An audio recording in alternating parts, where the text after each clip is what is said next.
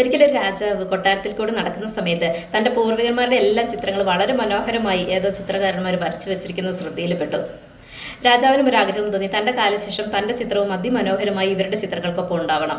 അതിനായി രാജാവ് രാജ്യത്തെ ചിത്രകാരന്മാരെ എല്ലാം വിളിച്ചുകൂട്ടി. പക്ഷെ ഒരു ചിത്രകാരനും രാജാവിൻ്റെ ചിത്രം വരയ്ക്കാൻ തയ്യാറായില്ല. അതിനൊരു കാരണമുണ്ട്. രാജാവിൻ്റെ ഒരു കണ്ണ് യുദ്ധത്തിൽ നഷ്ടപ്പെട്ടതാണ്. അതുകൊണ്ട് തന്നെ രാജാവിൻ്റെ ചിത്രം വരച്ചാൽ അതിനൊരു പൂർണ്ണത ഉണ്ടാവില്ല, ഭംഗി ഉണ്ടാവില്ല. അതുവഴി രാജാവിൻ്റെ അപ്രീതിക്ക് കാരണമാവുകയും തങ്ങളുടെ ജീവൻ തന്നെ നഷ്ടപ്പെടുകയും ചെയ്തേക്കാം എന്ന് എല്ലാ ചിത്രകാരന്മാർക്കും അറിയായിരുന്നു.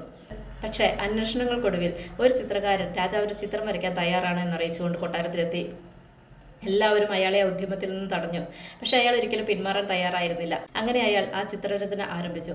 ദിവസങ്ങൾക്ക് ശേഷം താൻ വരച്ചു പൂർത്തിയാക്കിയ ചിത്രം കാണാനായി അയാൾ രാജാവിനെ ക്ഷണിച്ചു. രാജാവും പരിവാരങ്ങളും മറ്റു ചിത്രകാരന്മാരും എല്ലാം വളരെയധികം ആകാംക്ഷയോടെയാണ് ആ ചിത്രം കാണാനായി പുറപ്പെട്ടത്. ചിത്രത്തിന്റെ മുന്നിലിട്ടിരിക്കുന്ന വിരി മാറ്റി ചിത്രത്തിലേക്ക് നോക്കിയതും എല്ലാവരും ഞെട്ടിപ്പോയി. കാരണം ആ ചിത്രം അത്രമേൽ മനോഹരമായിരുന്നു. തൻ്റെ ചിത്രം ഇത്രയധികം മനോഹരമാക്കിയ ആ ചിത്രകാരന് രാജാവ് കൈനിറയെ സമ്മാനങ്ങൾ നൽകി വിട്ടയച്ചു. എങ്ങനെയാണ് അയാൾ ആ ചിത്രം അത്രമേൽ മനോഹരമാക്കിയത്? രാജാവിന് അമ്പയത്തിൽ നല്ല കഴിവായിരുന്നു. വിരൂപമായ കണ്ണടച്ചു പിടിച്ച് രാജാവ് അമ്പെയ്യുന്ന ചിത്രമാണ് അയാൾ വരച്ചത്. അങ്ങനെയാണ് ആ ചിത്രം അത്രമേൽ മനോഹരമായത്. പ്രിയപ്പെട്ട കൂട്ടുകാരെ, ഈ കഥയിൽ നിന്ന് നമുക്ക് പഠിക്കാൻ രണ്ട് പാഠങ്ങളുണ്ട്. ഒന്ന്, മറ്റുള്ളവരുടെ കുറവുകളിലേക്ക് നോക്കാതെ അവരുടെ കഴിവുകളിലേക്ക് നോക്കാൻ ശ്രമിക്കുക. രണ്ട്, നമ്മളുടെ ബുദ്ധിശക്തി കൊണ്ട് ഏത് പ്രതിസന്ധിയെയും നമുക്ക് തരണം ചെയ്യാൻ സാധിക്കും. ഏത് പ്രതിസന്ധിയും നമുക്ക് മറികടക്കാൻ സാധിക്കും.